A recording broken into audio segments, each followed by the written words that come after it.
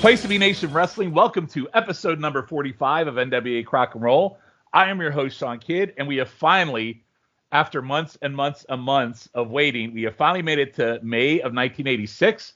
So we are going to talk about some things that happened from May 3rd through May 17th today on this podcast. But before I jump right into it, I would like to welcome my co-host. And first, I would like to welcome back after a month off.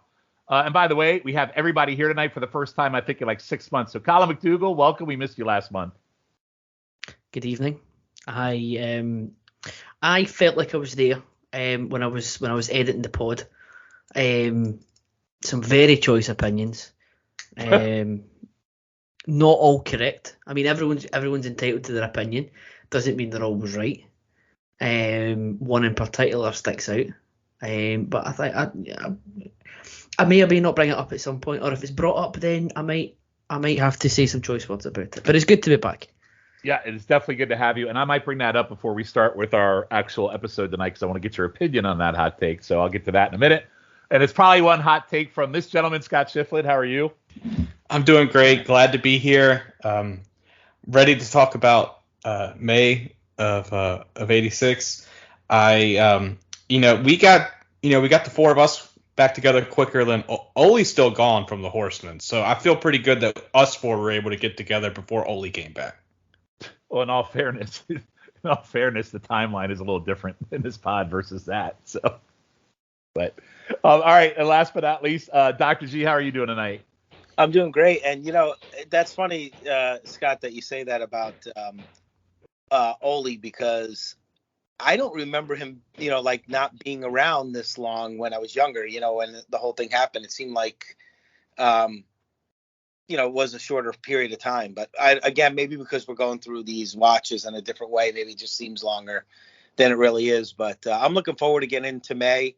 I think things are starting to heat up, and as we head into the summertime, which I'm sure we'll be speaking about. And, I'm looking forward to breaking it down. I'm so glad everybody's back. Yeah, me too. And so in our timeline right now, he has been gone exactly 4 months. Okay, so it's longer than I thought, though. Yeah. And by the time he comes back, it'll be 5. So he comes back in June, which we'll get to in 2030 or something like that. So, but anyway, it's good to have everybody back. And before we jump in, Colin, you actually missed our last episode where we or the last 2 episodes. So we finished up April, and we set off a chain of events that kind of transitions into what we're going to talk about here tonight. But first and foremost, we did our last episode. We kind of did that kind of similar to what we did a couple of years ago, where, the Great Peacock thing went off, and then we started watching matches in the past. And we started a new series to bridge these monthly watches, where we went back and watched matches from certain years that Crockett Wrestlers was in. So we watched 1985 before our timeline actually started. And by the way, guys, I don't know if you know this or not, we are officially 2 years as a pod, and we've made it through exactly 1 year of Crockett in 2 years. So I thought I'd probably mention that, because I think this starts our second year tonight. So pretty cool thing to celebrate. But Colin, I got to ask you, so Scott Shiflett gave Magnum TA versus Wahoo McDaniel for the U.S. title in the cage match that took place exactly 1 week before our pod timeline started. He gave that match 4 stars. Would you like to comment on that real quick? I mean, I was staggered when I heard that. I mean, it's not often I'm speechless, but that's outrageous. I mean, I don't care how good a mood you're in. I don't care what you've been smoking. There is no earthly reason to give a match involving Wahoo McDaniel. I can't even say his name. I'm that speechless. I rating that high. You are just blinded by your hate. You just got to let go of it. And I was blown away by it. I'm a very open-minded person. I gave a match that has 2.5 stars once. That's about as high as I'm going to get, and that was because of Harley Race. So I'm not. I don't see hate. I'm not a hateful person, although Wahoo McDaniel does push me quite close. Imagine giving Harley Race 2.5 stars because of Wahoo being in the match. It's probably like a 3 or 4 star match. I see it. No, it's not. I see it more that I gave a Wahoo McDaniel match 2.5 stars because of Harley Race. I choose to live my life glass half full, Sean. I got it. And you know what, Colin, I agree with you on this one. I think I went two. I don't remember what I was 2 and 2.5, I think. And Like you were shockingly high as well at 2.5. I didn't think it was a bad match. I think, for what it was in a cage and getting the title off of Yahoo, getting him off Wahoo so he could go away for a little while. I think that's a win. That was all right. It was all right. All right. And Scott, you're wrong. I'm sorry, buddy, but I agree with Colin. You're wrong. But it's okay. You like what you like. Yeah, thank you. I mean, you guys are wrong, but it's fine. All right. Well, we'll agree to disagree, and we're going to jump right into this. We're already starting off salty tonight.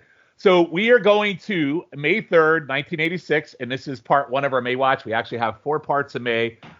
It gradually gets better as we get into June. We go down to 2 parts, and believe it or not, guys, July, I only have 1 episode for July because there's not a lot of promos coming up because July is hot bash month, so we got a lot of matches. So I think we'll actually make it through the bash before we get to the end of the year, which will be great. So we'll start off with the roll call of champions. Your world champions, Ric Flair. U.S. champions, Magnum TA. Your tag team champions are Midnight Express.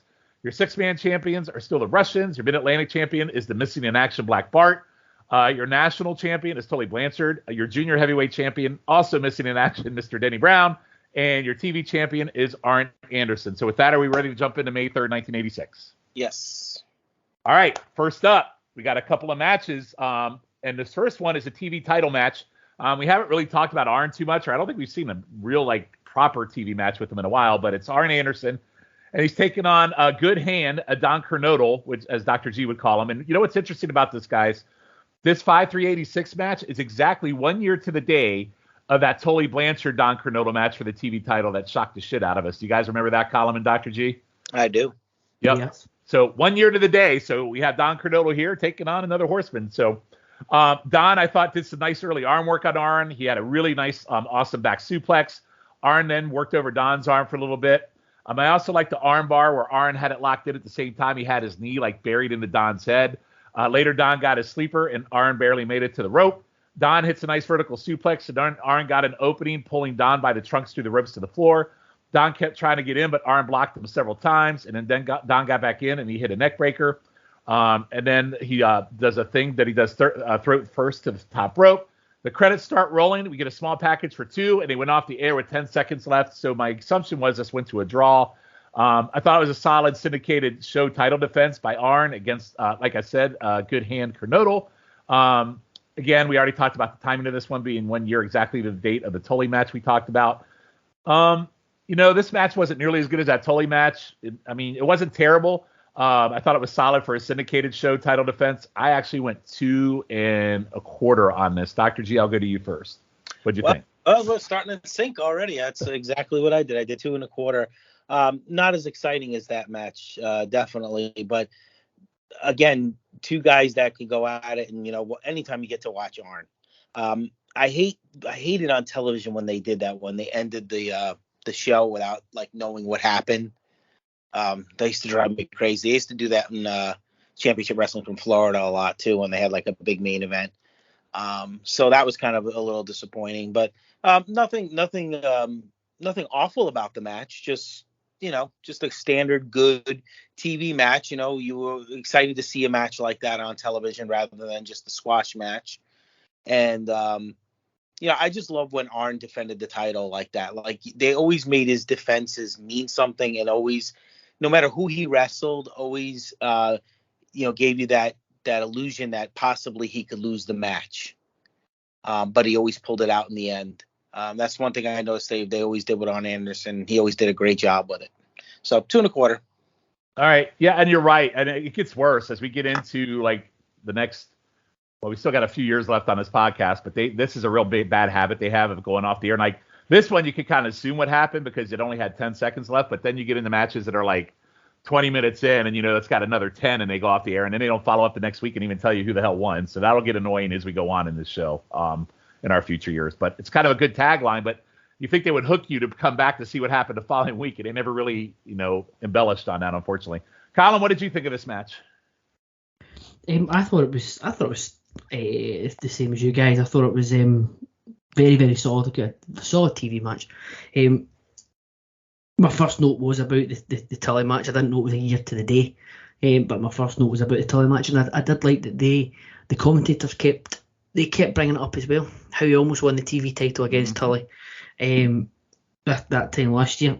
And it was a bit, the match itself was a bit like the Tully match. It was, Kernodle had a lot of the match, and Arn was just bumping around for him, which I thought was, again, it was on par with the Tully match. The crowd went absolutely nuclear for a sleeper hold. So there you go. If you've got it on your bingo cards at home, mentioning the Hot Mid-Atlantic crowd. And I liked the way that Arn just sold it. That he didn't get to the rope. He didn't struggle to the rope. He just sort of flopped onto the rope. He was in the point. It was in the sort of. It was passing out possibly. He just sort of just fell into the ropes with a thought he's not just grabbing the rope for effect. It is like, I would have lost this match if the rope wasn't there. I didn't mind so much the TV time limit. But again, if it's going to happen a lot, and I watch a lot back to back, you could be getting a hot take just like the Ric Flair promos if you watch a lot of them back to back at the same time. It might get old quick, but I gave this 2 stars. I thought it was perfectly acceptable. All right, we're kind of on par, 2 2.25, and Scott, bring us home on this match. What'd you think? Here comes your 5 stars. Well, if it had Drew, it would be a dud, but that's neither here nor there. All right. You know where you can get to. You know where you can get to right now. Behave yourself, Shiflett. This is the quote serious podcast. Behave I'm sorry. All right. I'm sorry. I enjoyed Kernodle actually working the arm. It was unexpected, and then Arn was working it and he was just retching the arm, which I really liked.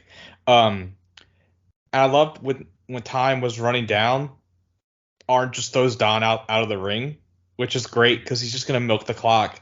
Like you guys said, I wasn't a fan of the show going off the air, but I've read and heard that the reason why they did that is like, if you want to see what happens, you got to come to the shows live, which this is when they were still a house show business and not like a TV show business model, which we actually see now with AEW and WWE to an extent. I know they still do some house shows, but that was more like, if you want to see who wins, you got to come to Greensboro this Saturday and watch the actual time limit draw on the double DQ instead of watching it on TV, right?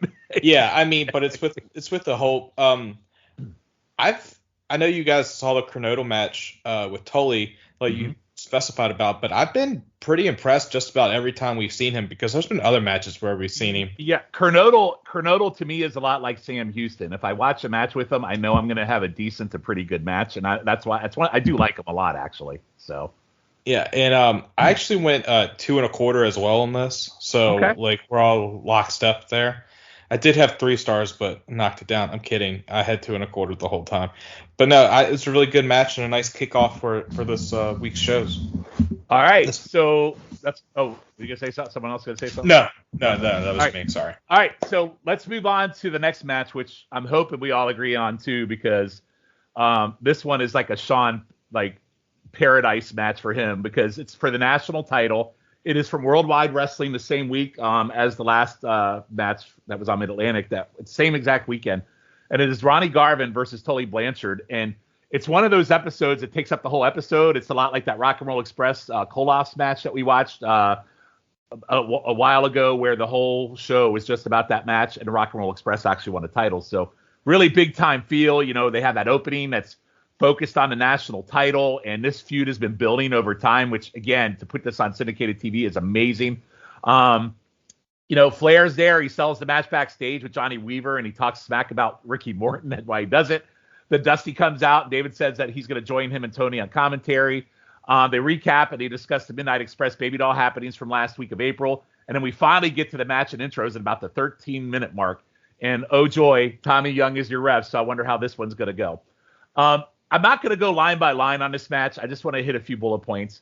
I thought the intensity from both was absolutely amazing. Garvin was always always stiff and crisp in the ring, dominating Tully early at every turn with his headbutts and his stomps. But I also thought Tully in return looked really great with some of his forearms and heel work. The crowd was absolutely molten hot for this. There was a spot where Garvin actually leaped over the second rope and jumped over Tully and backslide pin attempt, which I thought was really good. I also thought Garvin throughout the match actually did a really good job of selling his hand injury. As we go on through the match, we get to a point where Ron reverses a pile driver and punches Tully in the head, and he sits on him. And then as the match continued to go on, both men were exhausted after basically giving their all. At one point, Tully got JJ's shoe as JJ's distracted. Idiot Tommy Young is distracted with JJ, and basically Garvin gets hit with the shoe. Garvin then accidentally throws Tully into Tommy, who shockingly goes down, then knocks Tully down with a headbutt. Dusty gets up for commentary and wraps Garvin's hand with tape as JJ puts quarters in Tully's hand. Both men get up. Garvin slugs Tully first. There's a cover and a 3 count. Crowd goes in commentary. David Crockett goes absolutely bonkers. Garvin is given the belt, but JJ points out the taped hand, and the decision is reversed. As David just screams at the top of the lungs, he had the quarters. Tully is still the champ. Fuck Tommy Young. Crockett is fucking livid, and I love JJ trying to pick up the quarters as that everything went on. Guys, I loved every minute of this match. The ending, as much as it pissed me off, I thought was well done, at least from a Dusty type finish. I really liked the combo of the tape and the quarters. I thought that was really well done. Great storytelling. And actually, for me, it was a damn near perfect match that was on free syndicated TV. I went 4 stars, maybe more, but I absolutely love this match. Colin, what'd you think of this? I will just right off the bat say that you are 100% completely right about this one. I have gone 4 stars on it as well. My first note is this should be a banger. It delivered. 100% delivered. Very, very intense start, which I did like. And David Crockett was stroking out almost immediately. The stroke out at the end was possibly it's the GOAT. It's the GOAT. This is better than She Likes It. She Likes It. He had the quarters. He was going insane. This is the best. If this is going to take a lot to top this stroke out moment. Right. I absolutely loved the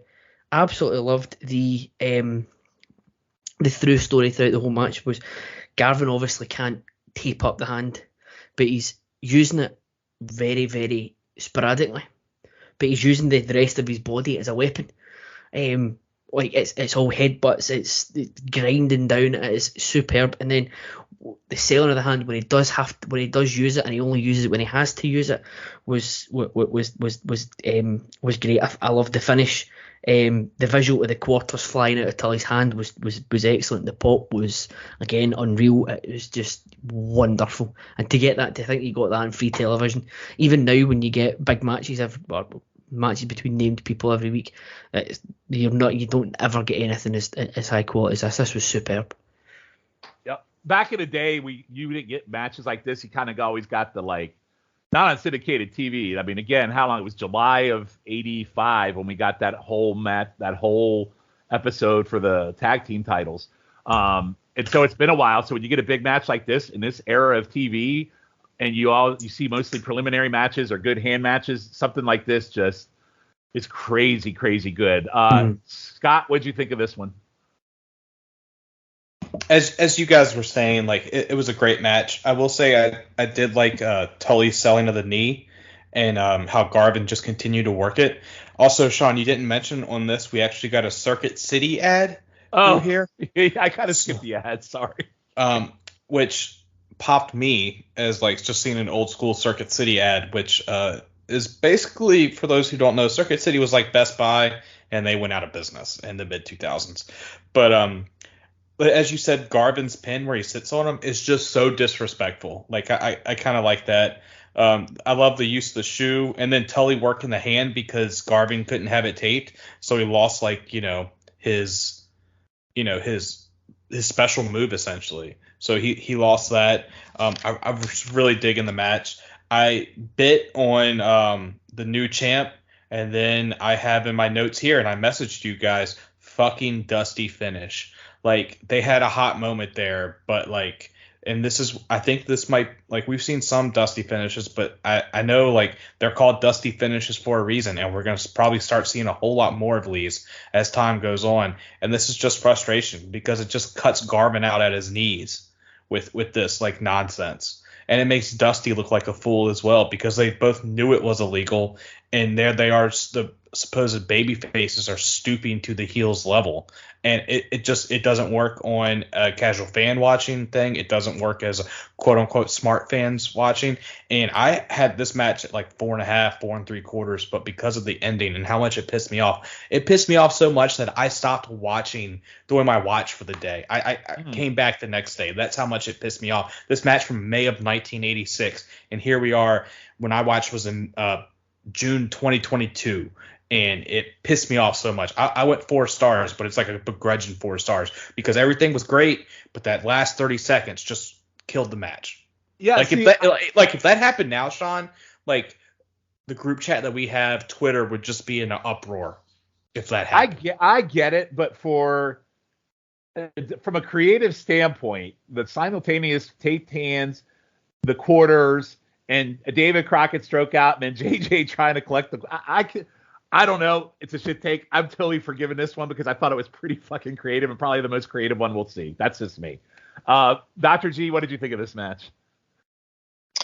Well, I'm going to go. I'll tell you what my rating is 4 stars. I think we're all agreement on that. Now, Scott, I agree with you. And the thing is, I guess maybe because we're so conditioned, Sean, you and I, from watching these dusty finishes, maybe we're just kind of used to it. I could see where you could get upset by it, but the David Crockett stroke out moment, I mean, I think we already know what our winner of that award is. So I don't even think we need to even go through that because that's pretty much going to be the winner. But that was awesome. The thing is, I thought with that finish, I mean, it just pisses you off because you're like, come on, he couldn't have his hand taped, and of course they saw it. And just like you, because I couldn't remember myself from that time. I'm like, I thought he won the belt, and then he just kind of disappointed. But I will tell you this: the crowd freaking off. They are just going crazy for this match.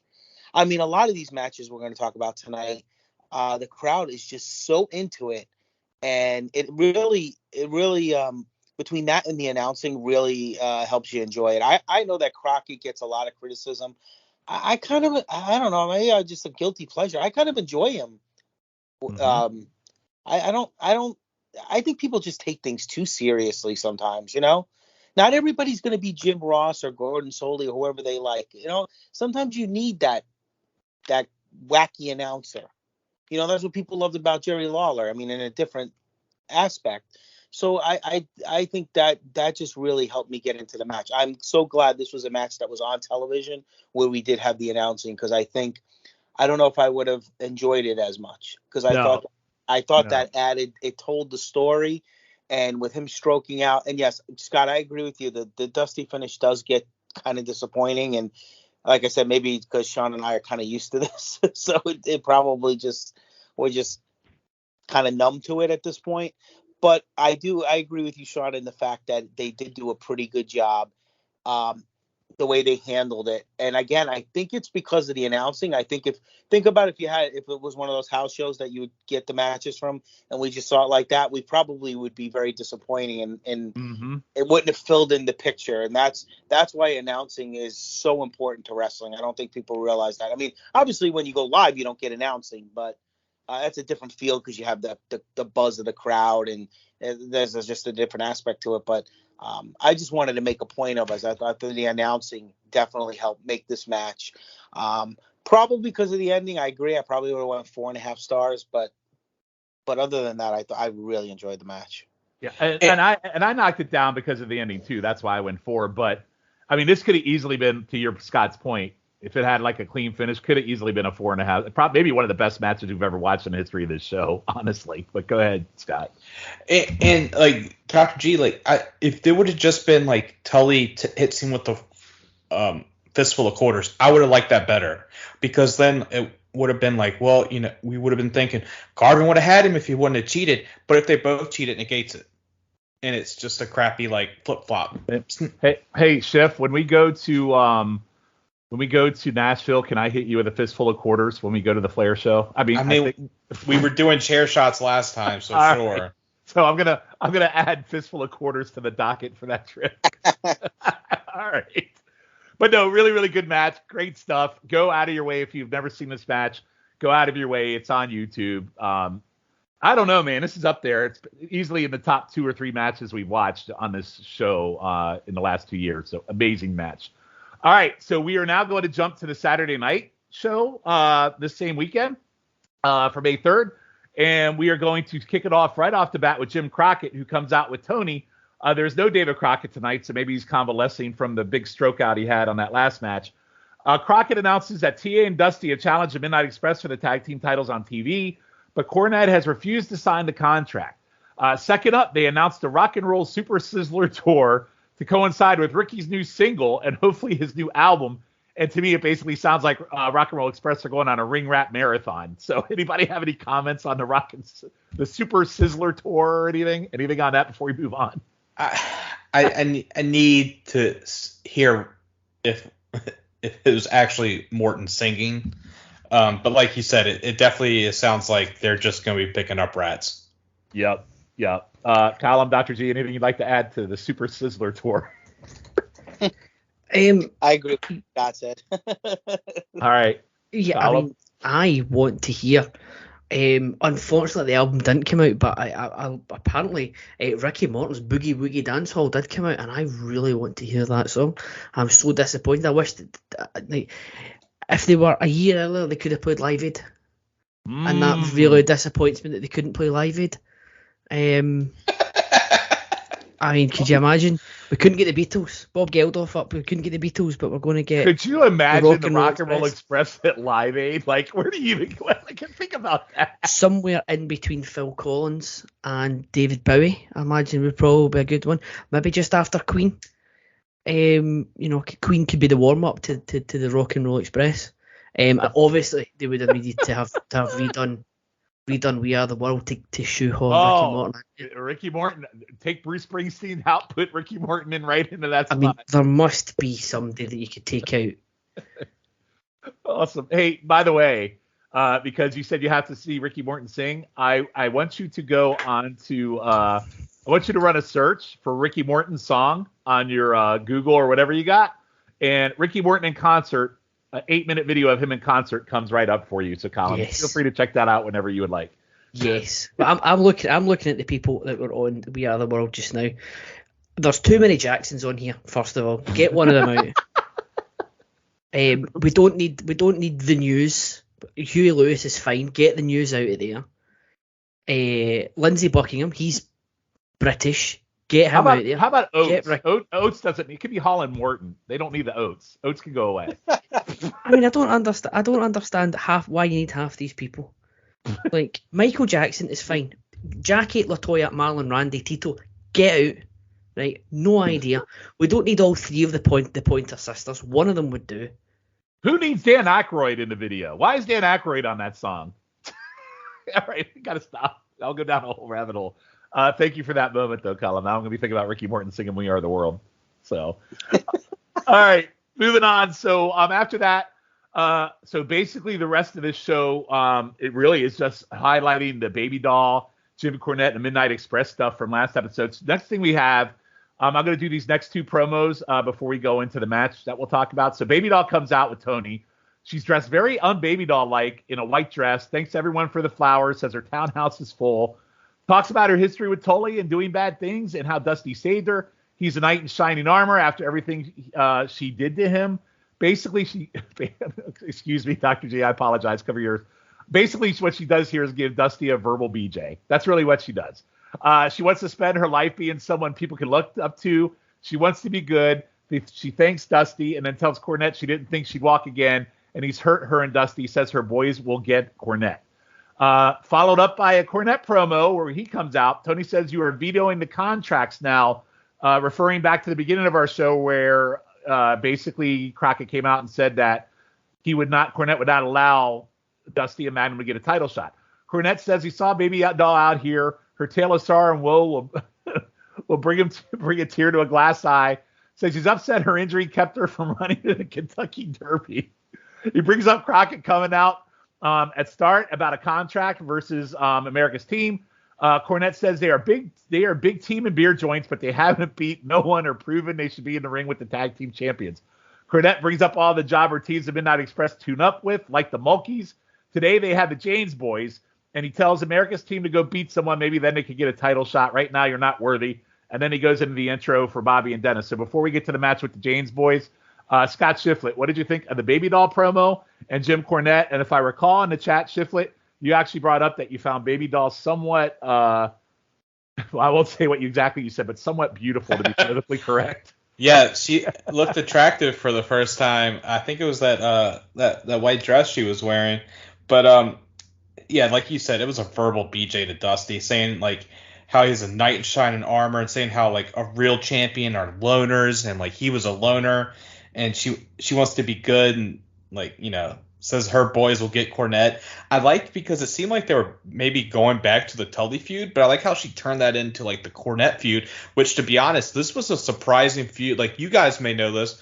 My NWA JCP WCW stuff doesn't really start kicking into the 1990, but it was nice to see like she was actually a pretty good promo there. Like, you know, Tony led her a little bit, but like, you know, saying she's gonna get Cornette, and then Cornette's just amazing.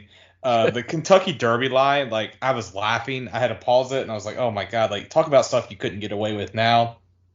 And I love how like this is actually elevating the Midnight Express. I know tag team wrestling was big in JCP and NWA, so like, you know, this, like, it doesn't feel like, you know, WWE or WWF where like you have the New Age Outlaws going against like Rock and Sock Connection. It felt like Rock and Mick Foley were like, you know, slumming it in the tag team scene with, you know, the New Age Outlaws. With this, it feels like a legit thing. Like, you don't know which side's going to win, if it's going to be, you know, Dusty and TA or the Midnight Express, because it can go either way. Like, I like how that it shows they're on an even playing field. Yeah, you know, and the Midnight Express, I mean, I think we talked about it, hadn't really done much up until this point. They've been champions since February. So, yeah, this has definitely put them in the limelight, too. So it was really good to see that kicked off. And, yeah, the Kentucky Derby line probably wouldn't hold up. And I'm with you. I thought Baby Doll I guess what they were trying to do is get the people to relate to her and what happened. And you could tell she was a little bit nervous in that promo. But I think overall she did a pretty good job. Dr. G, what did you think of these two promos?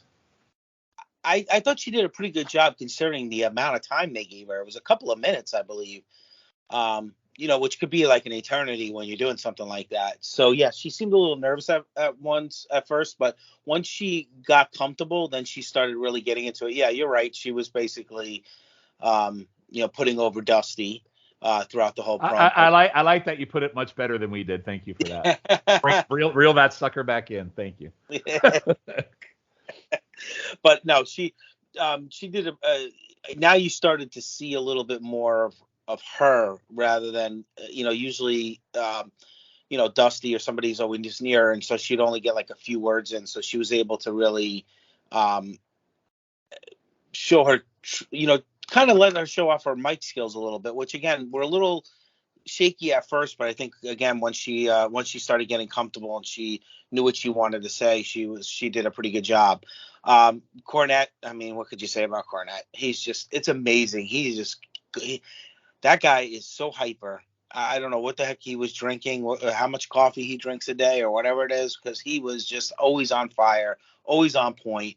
And the Kentucky Derby one, I agree. I was hysterical laughing. I'm like, probably wouldn't go over too well today, but you know, when I watch these things, I take it in the context of the times that it was in. So, no, I mean, it's just the way he sets everything up, the way he sells the Midnight Express. Again, Midnight Express was a good tag team. You know, Bob Eaton could go with anybody, but if they didn't have Jim Cornette, the Midnight Express never would be what they were. Mm-hmm. I agree.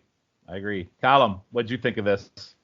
Did you miss the whole last episode where we went through this whole ordeal with Baby Doll and the Midnight Express? So feel free to embellish as you want in this. Well, one of the first things I've got, you say that Dr. G brought the tone back up, brought a bit of decorum to the proceedings. I'm going to take it right back into the gutter. Baby Doll, how I ended up. Everyone wants to know how I ended up with Dusty. How did I end up with Dusty? Because he didn't want you to be fucking Sam Houston anymore. Oh, Jesus Christ. Allegedly. The Baby Doll part didn't seem to be going anywhere, but it did turn out to be, towards the end, it did turn out to be a half decent promo. The Kentucky Derby line was fucking brutal. I mean, that was so. You know what I love about it the most, Column? Is the fact that she can't. This is probably the most like dolled up, beautiful Baby Doll we've seen. He just comes out and calls her a horse. I know. I mean, you've got one hand, you've got Shift saying that she's mildly fuckable, and then you've got Cornette calling her fucking Seabiscuit. God. So again, one of the things that I've liked about Cornette is he tells the truth. America's team haven't teamed much recently. They didn't really team much more. They didn't really team a lot to begin with. So why should they be top? Why should they be top contenders for the World Tag Team Championships? He's making a very good point there. The whole bit where Tony is. I don't know how Tony Schiavone kept a straight face. Honestly, he's just playing along with the joke. It was excellent. I thought the commentary. I mean, it made the whole thing just perfect. They play off each other so well. Tony is the consummate professional. So I thought that the Cornette was just fantastic.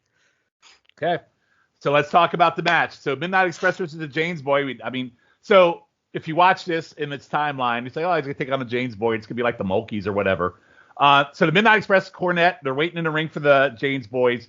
Midnight Rider starts playing, and immediately, shit's about to hit the fan because you know what that typically means. So he starts playing. The crowd went nuts. As it's apparent, it's Dusty and TA in black masks and cowboy hats and jeans and black trench coats. Cornette freaks out, like unbelievable, just does an amazing job here and says, don't ring that bell. His stroking out is on par with David Crockett. It's phenomenal. There's a big brawl on the floor. Dusty James high fives Tony. He's beating up Bobby, which I thought was hilarious. Cornette is screaming, you have to be an idiot not to know who they are, and screams for Jim Crockett to come out. Tony's just poking the bear is awesome as well with Cornette. Connery getting beat up by T.A. James, and he's yelling to Cornette as he is. You know who this is? James Boys take turns in and out beating up the Express. The Express finally gets some offense on T.A. Cornette yells at Tony, I don't care if my mom likes you. I hate you. All four end up in the ring, and the James Boys hit double belly to bellies for the 3. The crowd goes absolutely bonkers. Baby Doll comes out, goes to Cornette with a bull rope, and he and the Express run to the back. I thought this was a really great angle. I thought it was a fun match. Totally unexpected because I didn't see this going the route it did. But I guess it piggies back on Cornette refusing to sign a match with these guys. And it just keeps the angle going now with like a really cool added twist. Again, I'm going to go through all this and I'll ask your thoughts about the match and the promos. After the match, the James Boys have an interview. Dusty is obviously who it is, says they have been trying to come here for a long time. He says this charade ain't going to last too much longer. So Dusty kind of doing a wink there. Cornette then comes out later, asks if everyone thinks he's an idiot or a fool. He keeps asking for Jim Crockett to come out and reverse the match right now. Says he's not leaving until Crockett comes out. After numerous segments and much griping about the situation, continues his rant about how he could buy this place, and he's a very important man. He wants America's team suspended, and he wants some oxygen. Tells Tony he can slap him over the whole situation. Crockett comes out, and Cornette yells, where have you been? And Crockett says he's been getting a manicure. Do you mind? Which popped me too. Cornette vents some more. Crockett says he saw the James Boys beat the Midnight Express here on TV. You got a problem with that? It's your problem. And then he walks off as Cornette flips out. And to wrap this segment up, Dusty and TA come out later with Tony. Says it was great to see Baby Doll and Cornette is irate at you two. Tony says it was great to see Baby Doll and Cornette is irate with two of you. Dusty says he's not interested in Cornette and the Midnight Express, and he just got here. He then talks Baby Doll up, says she's 3 times the lady, says the Midnight Express will learn what it's like to face America's team. TA says revenge is sweet and also calls out Nikita. Dusty asks Tony, he goes, Tony asked, he asked Tony, the James Boy from wherever they came from and pinned the Midnight Express. Tony says, yes, they did. And Dusty says, that's awesome, and walks out. So the match and then the promos after. What did you think of that? Colin, I'll go to you. I thought my first thought was when the James gang, whatever they're called, the Jamesies, came out. I thought my first initial thought was these guys have a fucking incredible look with the trench coats and the masks and the hat. Oh my god, it looks absolutely superb. Then the penny dropped, and I thought that's fucking Magnum and Tully. Magnum and Dusty, like that is brilliant. But it didn't. The look just took me right in. It was excellent. I've got the I've don't get many notes on the match, but I've got I put 2.5 stars anyway, because I thought the whole package was well executed. It was great.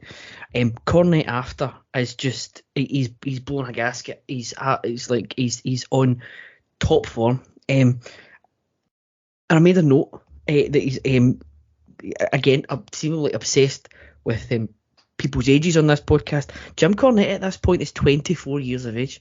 Insane, absolutely insane. I don't even know what I was doing at 24. I shudder to think what I was doing at 24. But that is how he is so good at this point is unbelievable, and he's just on the top of his game. America's team promo, there wasn't. I've got that it wasn't much to it, but it really paled in comparison compared to what we saw from Cornette and all the promos before that. So yeah, outstanding from everybody involved. All right, so you went 2.5. I actually went with the match and the promos and all encompassing of the story. I went 3 stars, but I think you're right. The match itself, not much to take notes on, but it was just more of an angle. But the whole thing in general, I just went 3 stars in it. Dr. G, are you back? Yep, I'm here. Sorry about that. Yep, go ahead. So I went 2 3/4 stars on it, and I like the whole package. I don't remember this. I don't remember this storyline. I really don't. I'm usually pretty good about memorizing stuff from that time period. I do not remember this with the James gang and all that. I really don't. So it was actually kind of neat to see it, because to me it was like seeing it for the first time.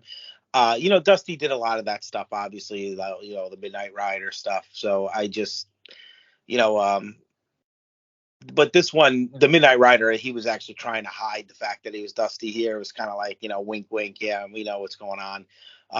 And Cornette was just phenomenal. I mean, he made this whole angle because he just lost it. And wow, putting in perspective that he was 24 years old. I knew he was young, but I didn't realize he was that young. So just amazing work by Cornette. Amazing what he did like I said, what he did for that team. And the fact that Dusty and, TA doing their thing when they came out for their interview, they're kind of having a little fun with it, but Cornette just blew them away in terms of the way he was on the stick for this. So, yeah, I mean, I thought it was a really well done angle, not like the best thing we've seen in terms of an angle, but I thought they executed it pretty well, and just seeing Cornette's reaction was worth it. Yeah, and what's funny is they have a lot of angles going on. You got Morton and Flair, you got the Koloffs and the Road Warriors, you got Koloff versus TA and Tully, and what's great is all the angles are different. They all have something different about them that make them really interesting on different levels, and I love that. That's what's really cool about this, right? Definitely. Yeah, and I'm with Colin. The freaking trench coats, cowboy hat, banger. I'm Scott Shiflett. I might be going to Nashville with that look when I hit you with a roll of quarters. So what did you think of this?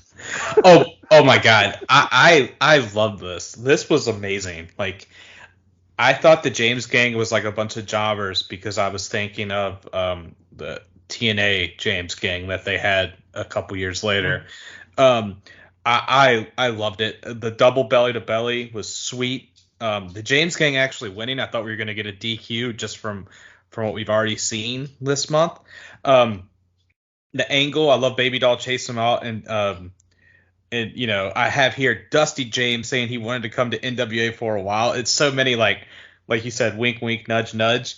Then Cornette like tearing up the match sheet, says all the idiots knew it was TA and Dusty, so he calls out Crockett to reverse the decision, and then he tells Tony he can buy and sell Tony 47.5 times. I don't know why the half's there, but I laughed so hard at that. I just love how like Crockett then asks Cornette if he has a problem, and Crockett's like, I don't see what the big deal is. And Crockett getting a goddamn manicure, like what? That was phenomenal. Yes. Yeah, and it was like, oh my god, what it's just great. And I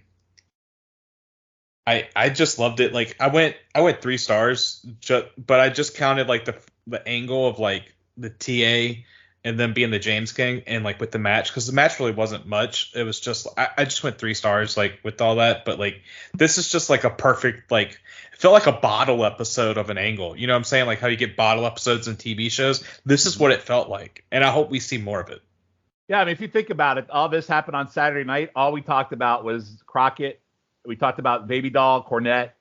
I mean, that's all we really talked about. So really, this is one of those examples of, man, how great was this? Like, just played this angle out through the entire episode, and they just amazing work there. So yeah, definitely this Midnight Express, America's Team, James Gang, whatever you want to call it, feud is definitely heating up, and there's a lot more to come in this as we get into the future. So, all right, so that ends Saturday night. So now we are still on May 3rd. We are actually going to a Greensboro house show, one of those great house show matches that Dr. G doesn't like when there's no commentary, but we're going to talk about it. It's Ric Flair defending the World Heavyweight title against Ricky Morton. The crowd, as always, is absolutely out of their mind for Morton. Flair does the face rub into the mat by Morton, which got them going pretty early.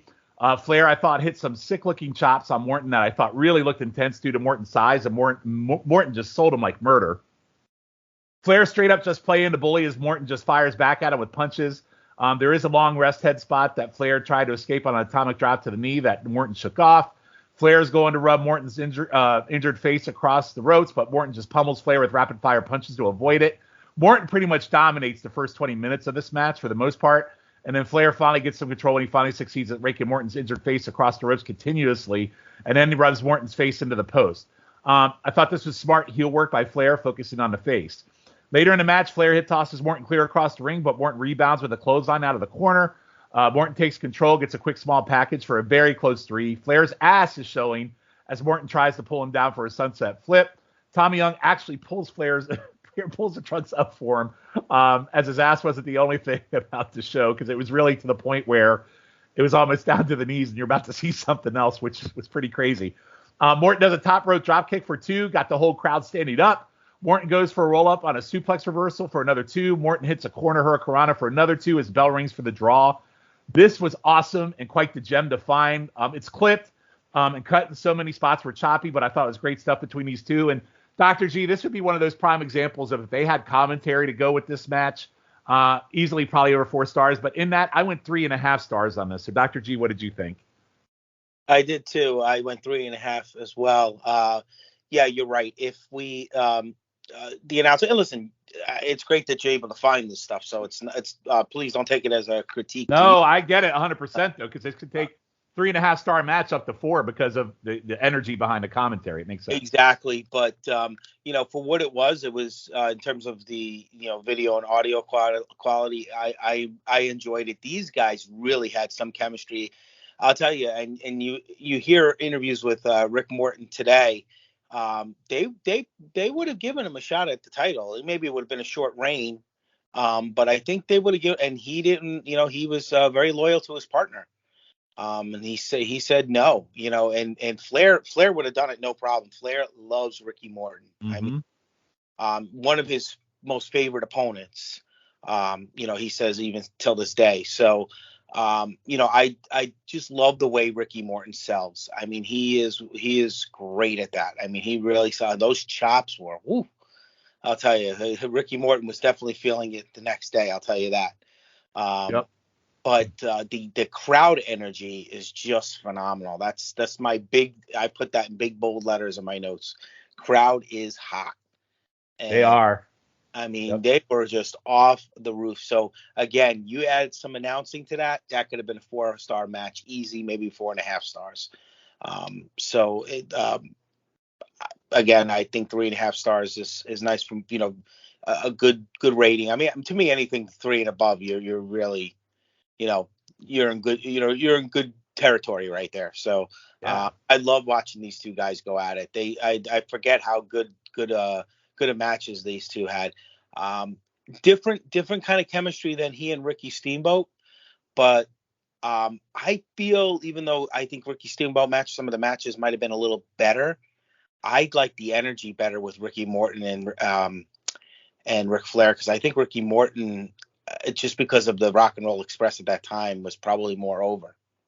Yeah, I'll reserve my comment on Ricky Steamboat, the dull pain in the ass that he is. He's a good wrestler, but to your point, I prefer watching a Morton Flair match because of the energy around Morton and the crowd. You don't ever see a crowd get hot for Steamboat like that ever. So, no, I mean, I think opinion. People love Ricky Steamboat. Don't get me wrong, but not that. I mean, the Rock and Roll Express there for a couple of years, they were one of the hottest tickets in wrestling. So, and I think at this time, this is one of the times where they were one of the hottest tickets in wrestling. So, like I said, I think if Ricky Morton had said yes, I think he might have been a champion. It might have been a short run, but I think he would have been world champ. That's how possible. Absolutely possible. Scott, what did you think of this? I'm gonna be the high man, obviously, for this. It's all good. It's all good. I love this match. I loved, Morton's a house of fire. He's rubbing Flair's face in the mat, as revenge for him rubbing it on the floor. I loved how we still saw the quote unquote the scarring from Ricky Morton. I do say that Tommy Young is the worst. I just want to get that out of the way. God, yes, he's so bad. The crowd is losing their mind. They're living and dying on everything that Morton does. And Flair is just selling $1 million for him. I was shocked at how much Morton was in control, and I was shocked that we actually got a draw out of this. They were wanting and Morton actually hits a missile drop kick in this match, which I thought was amazing. And I thought that's where, if we were going to get a title change, it was going to be there. Morton also hit a Frankensteiner during this match. He did. Yep. Which I thought was amazing, because I had always, I guess this shows how good WCW was with that Scott Steiner brought it to America. I didn't realize that Ricky Morton was breaking one out in 1986. I went 4.5 right here. Yeah, and you know what? And that's fine. I don't actually dispute that, because again, with the commentary, it would have been so much better. But yeah, this match was awesome. Just great from start to finish, and just the energy around Morton, Flair, and I love that Flair, because we've seen a lot of Flair be very redundant. It's kind of like Colin brought up a few episodes ago about his interviews. We've kind of seen Flair be redundant in kind of his match quality and what he does in matches. And I feel like with Morton, he just really changed it up a little bit. I thought he was absolutely vicious in this, just raking across the ropes. And he's just it's a sick, vicious Ric Flair, which he kind of upped his ante in that. Normally that's what you see the Andersons do. And I felt like Ric Flair here could have actually been an Anderson, because he was just a dick. Colin, what did you think of this? Hopefully you liked it as much as we did. You're also very easily impressed. Yeah, that is true. No, I've before I go on to my notes, I think you've hit the nail on the head there, Sean. Flair seems refreshed because he's got somebody new to work with. Yes. And as great as he is, and as great as everyone, a lot of the guys that he's worked with are, everyone's got their own shtick. So it's very difficult, I imagine, to keep refreshing it night after night, and to the point where it must feel like you are just going through the motions. A lot of the time, if you've worked with the same guy over and over and over again, because as much as the matches haven't been bad, we did see, it seemed like we watched Flair and Garvin face off against each other at house shows for 4 months, and there must be a bit of come down for them at some point. But I thought this match was really good. I liked where Morton's selling of the shin drop after whilst he still had the headlock on. I thought was really good. I'm very easily impressed. It was just a nice wee touch there. I will. Oh no, I can't read that. Sorry, I can't read my own handwriting there. The first part of the match is making. Was really good at making you think that Morton could win the match. Again, referee gripe. I'm with Schiff on this one. There was a low blow. Flair hit Morton with a low blow, and the ref was looking right at it. Now that is, I don't care if you're pissed off with Ric Flair, that is a disqualification right there, man. Then sir, referee's discretion or not, that is blatant cheating. The match wasn't as quick as I thought it would be. I thought with Ricky Morton, and I thought it would be slightly faster paced, and I think we were spoiled by the sprint that they had on Saturday night, the couple of weeks before this. But there was a time where the crowd bit on it, and I almost bit on a small package that Morton had on, even though I should 30 odd years in the almost 40 years in the future. That can't be right. Yeah, almost 40 years in the future. No, didn't happen. I really liked the missile drop kick, but you knew that the crowd were getting right into it, because as soon as he hit that, the whole crowd stood up around the guy who had his videotape on. You couldn't actually see the referee count. I did really enjoy the match. It took a wee bit longer to build up than I thought it was going to. I thought it was going to be slightly more of a sprint than it actually was, but that didn't mean it was a bad match in any stretch of the imagination. I went 3.5 on it. All right, so we're all around that same. Scott, you were the high one, but again, this is one of those matches where I won't give you shit for that. What I don't understand how you could even look at Wahoo versus TA in the realm of a match like this. I don't know. You were on something last episode. I don't know what you were doing. But yeah, really, really good match. So that actually closes out Crockett for May 3rd. So a lot of stuff that happened on May 3rd. A lot of stuff. So before we go, as always, we're going to do our territory spotlight segment here. So I went big digging in the vaults, and we are going to World Class Championship Wrestling. It is a match for the World Class Championship title. It is from the May 4th Parade of Champions. It is Bruiser Brody versus Rick Rude. So I think the only time we've seen Rick Rude, have we seen Rick Rude on this show yet? I'm trying to remember. We saw him a couple of times in Florida.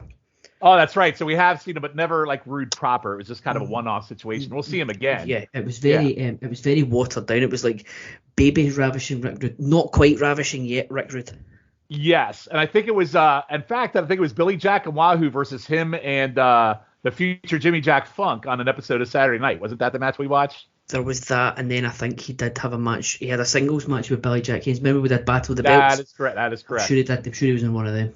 All right, so basically it's our first look at Rude in '86. But again, we will see him much later this year because he will become a full-time fixture. But we'll talk about that when we get to that. The stipulation: if Rude gets DQ'd, he loses the belt. World Class had withdrew the NWA membership at this point on February 18, 1986. The America's Heavyweight title was immediately declared the world title, and Rick Rude was officially, I don't know if you guys knew that, Rick Rude was officially the first World Class Championship Wrestling wrestler to be the world champion, and he is managed by Percy Priggle. So pretty big deal here with Rick Rude that you probably don't hear much about. It was weird seeing Rude in just straight white long tights. It was pretty generic, so I'm not used to not seeing all the freaking things painted on his tights. They keep reiterating the DQ stip, which probably tells you what's going to end up, because probably in my mind I'm thinking Rude won't lose, so Brody probably will. Brody hit Rude with a body slam and a few boots to face, and Percy was quite vocal in his worry. Rude hit a hip toss, which looked impressive based on Brody's size, I thought. Rude with a boring headlock spot outside. Brody slams Rude to the wood floor. Rude throws Brody into the ring post. Brody no-sells Rude's punches and hits an impressive drop kick and suplex into a power slam for 2. Bruiser hits a leg drop to the back of Rude's head for another 2. Rude then blocks a suplex and hits one of his own. Again, based on the height and size dynamic, I thought that was pretty impressive by Rude for hitting that. Rude covers as Brody puts leg on the ropes, but Percy pushes it off. Brody kicks out at 2 anyway and then goes outside to chase after Percy. Percy runs into the ring, and Rude and Brody brawl as the ref tries to pull them apart. Brody throws Rude over the top rope, and imagine that, we get a DQ. Rude and Percy leave the ring, but Brody chases him and kicks Percy in the ass, knocking him over, which I thought was funny. And Rude and Brody fight into the crowd as the grappler comes out too to help, and Rude escapes. Not much to this. I kind of expected more. I thought there was some good-looking stuff based on the side differences, but the ending was shit, and Brody seemed to be kind of going through the motions a little bit versus what I know he can actually do. So I was a little disappointed. I went a gentleman's 2 on this. Colin, what did you think? I went a gentleman's 2 on it as well, purely for the for the nameplate Rick Rude World Heavyweight Champion. There you go. Something about that just seemed right. I know it was only a pretend world championship. At this point, World Class wasn't what it used to be in 1986. But Rick Rude World Heavyweight Champion, it warmed my heart on that. Rude did looks amazing normally. I'm very comfortable in saying that Rick Rude is a very handsome man. I am a sucker for a good nickname, as you know. Soviet Union's Ambassador of Destruction. Love that. The announcer, can't remember who it was now, but he called Rick Rude the man of a million muscles. I thought it's absolutely fantastic. Not many notes on the match, as you can tell. I think there's not much. There's not much to it. No, there's not much to the match. It was, it's fine. It was watchable. It wasn't an abomination as we have seen. Gentlemen's 2 was inoffensive. Yeah, I will say though, if I were going to this stadium show and this was my world title main event, I'd probably leave a little pissed off. But again, because I didn't and I watched it on TV 40 years after the fact, I'm fine. Dr. G, what'd you think of this? I don't know. I'm not. I knew you weren't gonna like it. I knew the minute I saw it. I went 1 3/4. First of all, Rude was still a little, I don't want to say green, but he wasn't. He became better obviously when he was in the WWE, or WWF at the time. Bruiser Brody. I mean, yes, I've seen some pretty good matches with him. Didn't get the allure of him. I know I'm going to take a lot for that, and because of the way he passed away, and that's a shame and everything. Doctor, I would tell you if you didn't hate those matches so much, go watch some of his Japan matches with Stan Hansen. You'd probably change your theory. You'd probably change your opinion, but I know you don't like Japan, so. Yeah. I mean, I've seen some of his matches from Japan, but the thing is about him, it's like he was just one of those guys, and he was that attraction. But if he was not into it, which he seemed like he was totally going through the emotions with this. I don't know. I just thought it was crappy. I do remember Rick Rude becoming the first world champion there. But it's awkward, right? He doesn't feel, shit take, Colin, I apologize. He doesn't feel like a world champion to me here. No, he doesn't. And the belt is still the America's belt, so they didn't even change the belt. It was kind of like an abrupt, I guess, change from, when they left the NWA. I don't know. There's not much to say about this match. I mean, maybe I'm just being even nice, even giving it the rating I'm giving it. I'm just not a big, there's certain guys that people get so into, and Bruiser Brody's one of them, that I never really totally cared for him. I don't know. He just doesn't do anything for me. Like, seeing a Bruiser Brody match does not get me excited. So that's how I feel with that. But, Rick Rude, obviously, I think if this was a feud, maybe 1988 or 89 might have been a better match. But right here, just nothing much to write home about. Maybe I'm being too critical, but that's just how I feel when it comes to Bruiser Brody. Oh, wait. Oh, my God. So Column, just throw into the group chat. This match got 3.5 stars from Meltzer, Dr. G. Well, go figure. That's Dave Meltzer. Because he went. What realm of anywhere was this a 3.5 star match? I didn't know Chef wrote for the Observer back in the day. You know what? I'm sorry, guys. That guy is a piece of crap. He really. I don't know what anybody thinks. They're so high and mighty on him. I used to remember, my friend of mine got the newsletter. I used to read it. All nothing but run-on sentences. Some of the stuff, it just sounds like he just made up. Which we could write about. I don't know. That is 3.5 stars for that. I mean, come on. He must be taking something. Dr. G cutting a promo on Meltzer. No, you know what? I'm sorry. I really am. I know you guys don't really probably care for Pritchard, and I know Conrad likes him, but that goes figure. And some of the wrestlers that can't stand him, Cornette and all them, but they're totally right about him. He's nothing but a fraud, and he sucks all wrestling fans in with his BS. That's just my opinion. Amazing. Thank you. Now you want me to cut a promo? That ain't a good thing because No, I'm good. No, I was fine. I wish you would cut promos on Trevor Murdoch like that on the Saturday special, but you don't. So, all right, Scott, what did you think of this? If it's 3.5, I'm gonna lose my shit. Hell no, this match sucked. Yes. Like I will say that Bruiser Brody does have a presence about him. And like, there's a time where like we had a nice drop kick from Brody because the man of that height is pretty interesting. And also he had a nasty leg drop to Rude's shoulder. I guess that it looks like he's not as graceful. It like adds to like the barbaricism. And I will say that no one told me that Percy Pringle was doing his best Bobby the Brain cosplay because that's what he looked like out there. Yes, he was. And I wasn't really like blown away by Rude, to be completely honest. I know that'll be coming later with his Dangerous Alliance run and feud with Sting. That's where that's no. what I. Oh no, Scott, do you not know what we have from Rude coming up in '86? Do you not know?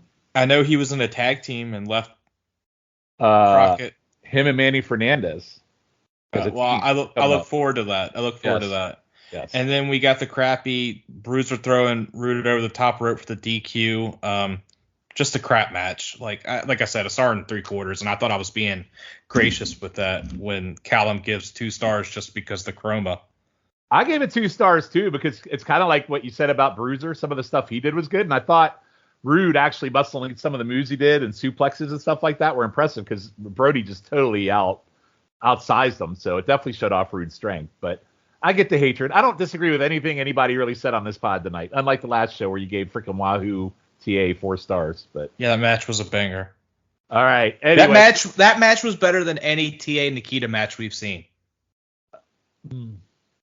No, you're wrong. But anyway, I think Sean, get ready to hand over the crown because I think Schiff is really making a play for the King of the Shit.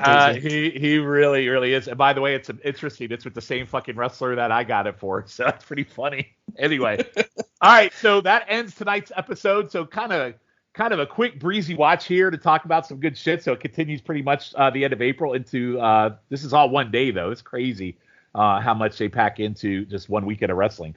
All right, so we'll go to the awards. We'll probably knock these out pretty quick. The David Crockett Award, do we all agree with David Crockett's stroke out moment, or do you think Jim Cornette's stroke out moment during the James Gang beats it? Colin, what do you think? Oh, no. I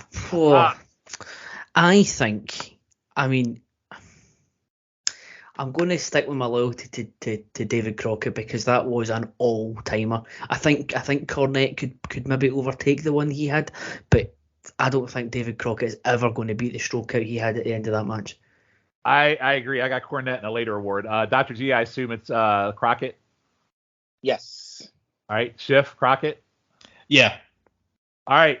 Arn Anderson Award for the best promo. I'm going with Cornette and the Kentucky Derby. Dr. G? Same. Column? Yeah, same. All right. Scott? Yeah. Cornette was untouchable tonight. All right. The Dusty Rhodes Broken Leg Award, the best angle this month, or continuing angle. For me, one I'll give the best match to, but for me, it's going to continue to be the Midnight Express versus America's Team. Dr. G? I agree. Yep. That was a great, great. I don't know. I like the way they executed everything with that feud. Yep. Column, I assume the same. I was going to say the Midnight Express against the James Boys because I didn't see America's Team a lot this week. Okay, sorry about that. Midnight Express versus James Boys. Okay. And Colin keeping kayfabe. And Scott, what about you? We're forgetting Baby Doll as well because this actually started last episode. So this whole thing with them attacking Baby Doll. Yes. So I'm including all of that. Okay. It is the best angle or continuing angle, so it's definitely this. Jimmy Valiant Award for the worst match. For me, it was definitely the World Class match. Colin? I'm going to look back. Yeah, probably. Just going to have a cursory look back here. Yes, it was. Yes. All right, Dr. G? Well, you know how I feel. That's an easy one. All right. Schiff? Yeah, Brody versus Rude was terrible. Okay, and let's see. The Magnum match for best match, I think hands down, nothing will compare to Garvin versus Tully, and I assume that's across the board. I'm going with Flair versus Morton. Really? That's a shit take. I gave 4.5 stars to Flair versus Morton. Yeah, it's a shit take. Column. I'll defend shit take Schiff on that one. It's not a bad match. I mean, it is.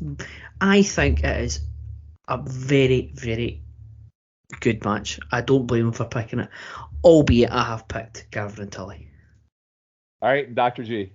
It was very close for me, but I'll go with Garvin and Tully as well. But I can't blame Schiff on that one. You can't knock him for that because the Morton match was great. I think the only reason why we didn't go higher was due to not having the announcing. You know what? I'll be fair. You're right. The match is good with commentary. They both probably would have been about the same. So I don't blame you, Schiff. I apologize. Thank you. I apologize. Thank you. That doesn't happen often, so accept it. I did. Okay, all right. The Wahoo Award. The LVP this month. I'd have to look at my notes. Column, go ahead. The LVP. I mean, honestly, there's a lot of freaking. The MVP is going to be hard, but the LVP, I'm going to have to go with Rick Rude. No, I will go. Yeah. Let's go. hard. Let's go. Tommy Young, pure officiating.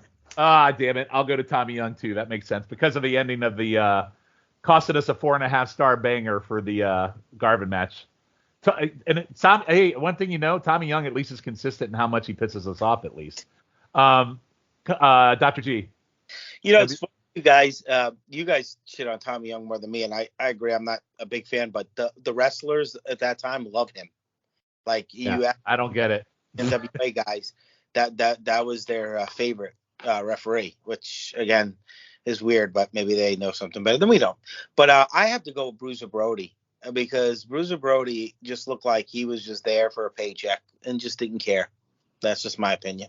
So all right, very good. And then last but certainly not least, the MVP award. This one is super tough, but I'm gonna have to go with Jim Cornette. Scott. Yeah. Jim Cornette in a landslide. Okay. Column. Yeah, same here. All right. And Dr. G. Agree. All right. So there we go. So that closes out our May part 1. So really good stuff. Highlighted with some good matches, and to continue to highlight the Midnight Express Baby Doll and the James Gang or whoever's under the mask to keep Column's kayfabe. So before we go, Column, anything you would like to plug? Yes, the only thing that is currently not on hiatus for me just now is the live stream services that we have. Twitch.tv/PlaceToBeNation. Place to Be Nation, all one word, on YouTube. Place to Be Nation, PTBN Live on Facebook, and at PTBN YouTube on Twitter. Column's coming, the professional Twitcher. And so you don't have anything to announce about a pod you might be starting to be on for a little bit, or you want to save for that? I'll save for that because I have not. I don't know when I don't know when we're doing that next. I will try and announcements are afoot by the time the next one comes around. Because I need to see about when we're actually going to record that. Got it. Schiff, anything you'd like to promote? Yeah, check out Pop Goes to the Couch. We are going, by the time you hear this, we have wrapped up Obi-Wan, hitting up Miss Marvel, we're figuring out what to do with the boys, and we'll be doing a season look back at Stranger Things once Volume 2 drops. All right. Thank you, sir. And finally, Dr. G, would you like to plug the Saturday special, disappointing, always ready paper? No, I'm sorry. Go ahead. Despite what Sean says, yes, we were a little disappointed with the outcome of Always Ready in the NWA Heavyweight Championship. I just think they did a reset there, so I think we'll see something happen soon. But the NWA, other than that, I think is heating up. I thought the pay-per-view Always Ready wasn't their best, but I thought it was a pretty good pay-per-view, and it's setting some of the storylines up so you can listen to it every Saturday morning. There are times we do have to drop it on Sunday based on our schedules, but for the most part, Saturday mornings, NWA Saturday Special with myself and the Podfather himself, Scott Criscolo. And you could reach me on Twitter at Dr. GPTB. All right, and you can find me on Twitter at NWA Crock and Roll. Pod-wise, guys, this is my primary pod for right now because life is kind of taking it back. But I do have a Pod Blast series called Before I Was a Mark, where I go back and watch some older matches. And these are all matches that I've never seen before in my life before I started my wrestling fandom in 1986. So I'm kind of going back, and it's basically 3 matches every episode, about 15 to 16 to 20 minutes, where I just talk about those 3 matches, how I felt about them. It's a real easy one to do while I'm on the road traveling. So kind of a fun project just to keep me going. But for now, that's really it. I know I'm supposed to be on Pop Goes of Couch Shift. I don't think I've been on there for a while. So based on my time, this one is my primary one for sure for the immediate future. But it's always my favorite. It's always a lot of fun to do it. And next month, guys. So not next month, in 2 weeks, I should say rather. We have a couple of sneak peek here. We have another Flair Morton match. This one has commentary, Dr. G. So should be pretty good. We got a Midnight Express match. We got a tag team match, which I'm curious how one Colin McDougal will take because Wahoo's in it, but I think the other participants in it are pretty good. But yeah, so good stuff coming up. That time frame will cover May 10th through the first part of May 17th. So we will be back in 2 weeks for that episode. So for Scott Shiflett, Colin McDougal, and Dr. G, I am Sean Kidd. We will see you in 2 weeks for May 86 Part 2.